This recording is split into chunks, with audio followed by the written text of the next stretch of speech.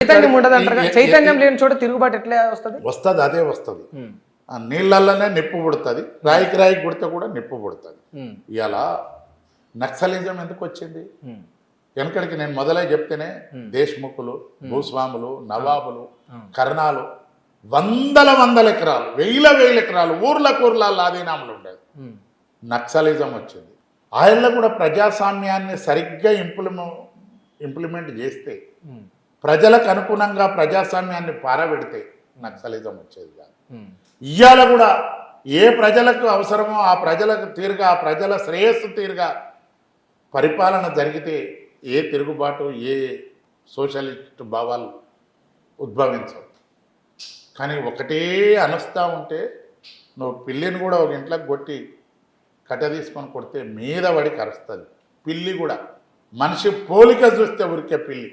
మరి 70 ఏళ్ళ నుంచి కొడుతున్నారు ఆ పిల్లలను కొట్టినట్టు, మరి బీసీలను ఎస్సీలను ఎస్టీలు మరి ఇంకెందుకు గరుస్తలేరన్నా? అంటే టైం రావాలి, టైం నేర్చుకోవాల్సిన అవసరం కూడా బీసీ ఎస్సీలలో ఉంది తమ్మి. అది కూడా నేను మన తప్పు కూడా ఉంది, తప్పున్నది, చాలా తప్పు. ఒక్క చిన్న ఎగ్జాంపుల్ చెప్తా. మన్నట్టు కాదు, పోయినసారి ఎన్నికలలో Mahabubnagar, Rangareddy, Hyderabad teachers constituency MLC ఎన్నికలు అయినాయి. 9 మంది నిలబడ్డారు. దళితులకి వెళ్ళి ఒక ఆదిలక్ష్మయ్య గారు అని నిలబడ్డాడు, బీసీలకి వెళ్ళి ఒక విజయకుమార్ అని నిలబడ్డాడు, రిటైర్డ్ డీజీఓ. 25,000 ఓట్లు, 3,000 అగ్రవర్ణాలు అయి ఉంటాయి, 22,000 బడుగు బలహీన వర్గాలు అయి ఉంటాయి. ఓకే, 9 మంది నిలబడితే టీచర్లు అంటే ఎవరు? BA BEd MA BEd చేసాం. మాదిగ టీచర్కి లక్షనే వస్తుంది, బ్రాహ్మణ్ టీచర్కి లక్షనే వస్తుంది, రెడ్డి టీచర్కి లక్షనే వస్తుంది, కుర్మ టీచర్కి లక్షనే వస్తుంది, మంగళ టీచర్కి లక్షనే వస్తుంది. వాడు BA BEd, వీడు BA BEd, వాడు MA BEd, వీడు MA BEd. వాళ్ళకి ఎన్నికలు పెడితే ఆదిలక్ష్మయ్య గారికి 600 పడ్డాయి, విజయకుమార్కి 800 పడ్డాయి. 22,000 మంది ఉండి 600, 800, 7 రెడ్ల తర్వాత ఇళ్ళ కోట్లు పడాయి. 22,000 మంది సిగ్గున్న ఆదాయ కొడుకులకు, చదువుకున్న టీచర్లల్లనే సామాజిక స్పృహ రాకపోతే వీళ్ళకే ఇంత మందుబాటలకో చికెన్ ముక్కలకో అమ్ముడు పోయి ఓట్లేసి. మరి ఇక గుడిసెలు ఉన్న వాళ్ళకు పరిస్థితులు, ఓ 1000 రూపాయలు వస్తే నా పొట్టకెళ్తుందేమో అనే తీరుగా చేరిపోతాం. బాలకులకు కూడా ఇదే కావాలి, వీళ్ళని ఇట్లనే ఈ బానిసలుగా ముంచితేనే మా పైసలకు ఓట్లు ఇస్తారు అనే నిర్ణయానికి వాళ్ళు వచ్చారు. కాబట్టి ప్రముఖంగా ప్రజలల్లో అవేర్నెస్ రావాలి. ఈ ప్రజల చేత ఆ బాబాసాహెబ్ అంబేద్కర్ గారు పెట్టిన రూల్స్కు లోపడి ఆ రిజర్వేషన్లకు గెలిచిన ఎమ్మెల్యేలకు, ఎంపీలకు, చట్టసభలలో ఉన్న నాయకులకు సామాజిక స్పృహ రావాలి. ఆ భగవంతుడు వాళ్ళకి మంచి బుద్ధి, నా జాతి కోసం అనే ఆలోచన వచ్చి కొద్దిగా అడగాలి. అది వచ్చినాడు బాగుపడుతుంది. అంటే ఇప్పుడు బీసీలందరూ అంటే పార్టీల నుంచి కాంగ్రెస్ బీసీలే కాదు, గరీబులు ఎవరైనా. నేను నీతో ఇంతకన్నా పెద్ద మాట ఏముంటుంది తమ్మి? భారతదేశంలో ఉన్న ప్రజలంతా దొడ్డికి పోయి మలమూత్రాలను విసర్జిస్తే దాంతో ఎత్తిపోపిస్తారు. ఇంకెక్కడుంది తమ్మి? అంతకన్నా చెడ్డ పని ఏముంది? ఒక ఆయన ఒకటి మాట్లాడతాడు, ఒక ఆయన ఒకటి అవన్నీ నథింగ్. మీరు ఏదొద్దు, దాన్ని యాంత్రీకరణ చేయమని మొదలు అడగమని చెప్పండి. అన్నీ ఎవరన్నా పాలకుడు ఏదన్నా క్రిటిసైజ్ చేస్తే నన్ను దళితుడు అన్నారు రావాలనగానే మన వాళ్ళే చేయగొట్టుకుంటూ పోతారు. ఈ కొడుకు మనకి ఏం చేసిండు అనేది ఒకసారి ఆలోచించారు. వాళ్ళకి అదే గుణం ఉంటుంది. మరి మన ప్రతినిధిగా పోయినోనికి అయితే ఉండాలి కదా మన అది నాకు. ఫైనల్గా చెప్పండి అన్న, అంటే నిజంగా బహుజన రాజ్యాధికారం కావచ్చు, ఈ బడుగు బలహీన వర్గాలు ఎవరైతే ఉన్నారో వాళ్ళ అభివృద్ధి కోసం కావచ్చు, మీరు ఏ రకంగా పోరాడబోతా ఉన్నారు భవిష్యత్తు? నేను పోరాటం ఏంది తమ్మి, నేను మహాసముద్రంలోగా చేపలాగా నా స్థాయి.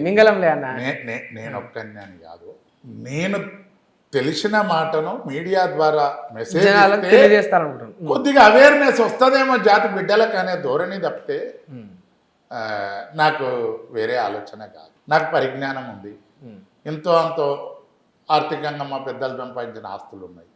జాతిలో మనం పుట్టి ఈ అసమానతలను తొలగించాలనే దానికి నేను ఊపుతాం. ఇలా ఎవడున్నా నేను నా మూలాలు ఏందని మర్చిపోవద్దు. మన తరఫున అయిన నాయకుడు, మన జాతి నుంచి గెలిచిన నాయకుడు ఎవరికి ఉందే. దామోదర్ రాజా నరసింహ గారి దగ్గరికి పోయి అయ్యో మనం మలమాదిగోళ్ళు ఫైకాన్లు ఎత్తిపోస్తాము అనే ఆలోచన ఆయనకు దట్టుండొచ్చునా?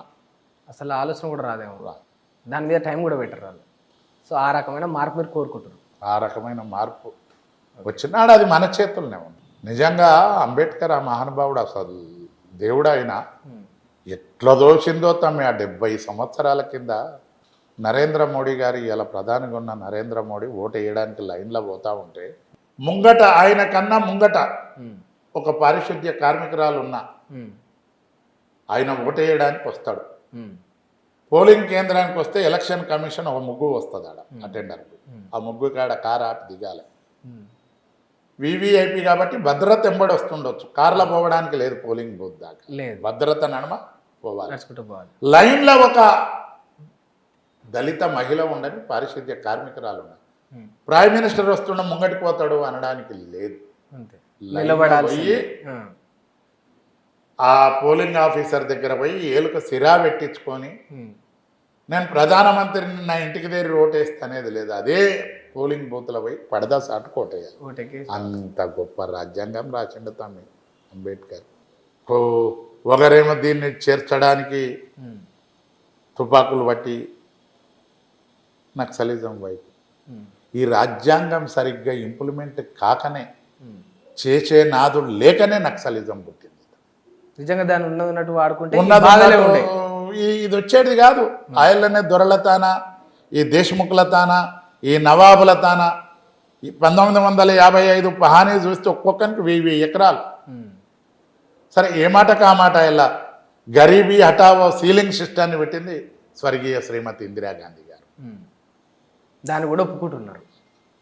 ఆ విధంగా చేస్తే ఇప్పటికైనా రేవంత్ రెడ్డి గారు కూడా నడుం బిగించి ఆకునూరి మురళి గారిని పెట్టిండు. సరే ఆయన నిన్నమననే అయినట్టుంది, ఏదో అద్భుతాలు చేస్తాడు అని అనుకున్నా. చేస్తే మంచి నాయకుడు అవుతాడు. నాయకుడు కాదు, ఒక మేధావి అవుతాడు. చేయకపోతే ఆయన కూడా గట్లనే అని అనుకుంటాడు. అది దాని అడుగులైతే అక్కడ కనిపిస్తలేదు. కొద్దో గొప్ప ఆర్ఎస్ ప్రవీణ్ కుమార్ గారు గురుకులాలకు ఉండగా కొద్దో గొప్ప తను ఇంప్లిమెంట్ చేసి బయట వినబడ్డది అన్నమాట. మొట్టమొదలు విద్య వైద్యాన్ని ఒకే గొడుగు కిందికి తెచ్చి ఒకే తిరిగ చేస్తే రాష్ట్ర ప్రజలందరూ కూడా రాజ్యాంగ ఫలాలు అందుకుంటారు ఒకే తీరుగా అనేది ఒక 20 ఏళ్ళ కన్నా ఆలోచన. లేకపోతే లేదు, ఇంకో 20 ఏళ్ళకో ఇంకేదో మళ్ళా ఈ సోషలిజం మళ్ళీ డెవలప్ అయ్యే పరిస్థితి. వెనకడికి అనేది పెద్ద మనుషులు వంక కట్టెకు నింగలం మందు అని. ఈ పెత్తందారీ వ్యవస్థకు ఆ సోషలిజమే కరెక్ట్ అయిన మందు అనేది ప్రజలలో వస్తుంది. అది రాకముందుకే ఈ రాజ్యాంగ పరంగా సమూల మార్పులు తెస్తే రాష్ట్రము, దేశము, ప్రజలు, ప్రజానీకం అంతా కూడా సాఫ్ట్గా ఎవరంతా వాళ్ళు బతికే పరిస్థితి.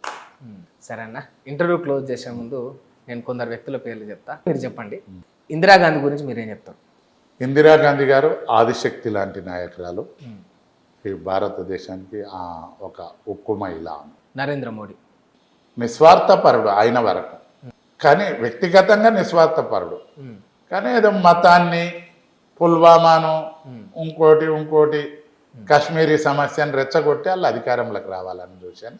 థ్యాంక్ యూ అన్న, మీ విలువైన సమయాన్ని మాకు ఇచ్చినందుకు thank you so much. Hit TV app, ఇందులో short news, live news, entertainment shows, movies, digital magazines తో పాటు మీ జిల్లా వార్తలను కూడా ఫ్రీగా చూడొచ్చు. అంతేకాదు కేజీ నుంచి పీజీ వరకు విద్యార్థులకు స్కాలర్షిప్ కూడా అందిస్తున్నాం. ప్రతి వారం 10 మందికి లక్కీ డ్రా ద్వారా ఒక్కొక్కరికి 10,000 రూపాయలు అందిస్తున్నాం. ఇంకెందుకు ఆలస్యం, వెంటనే హిట్ టీవీ యాప్ ని డౌన్లోడ్ చేసుకుని ఫ్రీగా ఎంటర్టైన్మెంట్ పొందండి. Hit TV app. Hit TV app. Please download hit TV app. Hit TV app ని ఫ్రీగా డౌన్లోడ్ చేసుకొని ఎంజాయ్ చేయండి. మీకు నచ్చిన ఎంటర్టైన్మెంట్ కోసం హిట్ టీవీ యాప్ ని ఫ్రీగా డౌన్లోడ్ చేసుకొని ఎంజాయ్ చేయండి. హిట్ టీవీ యాప్ ని డౌన్లోడ్ చేసుకుని ఆస్వాదించండి, ఆశీర్వదించండి. ఇంతమంది సెలబ్రిటీలు హిట్ టీవీ యాప్ ని డౌన్లోడ్ చేసుకోండి అని చెప్తున్నారంటే ఎంత మంచి యాప్ ఆలోచించండి. అమెరికా అమెరికా అమెరికా అమెరికాలో చదవాలనుకునే వాళ్ళకి విశ్వసనీయమైన పేరు మన శౌర్య కన్సల్టెన్సీ. UK లో 1 year masters. UK లో 1 year masters. 2 years work permit up to 5 years visa. Contact Saurya Consultancy. Contact 89851 89851.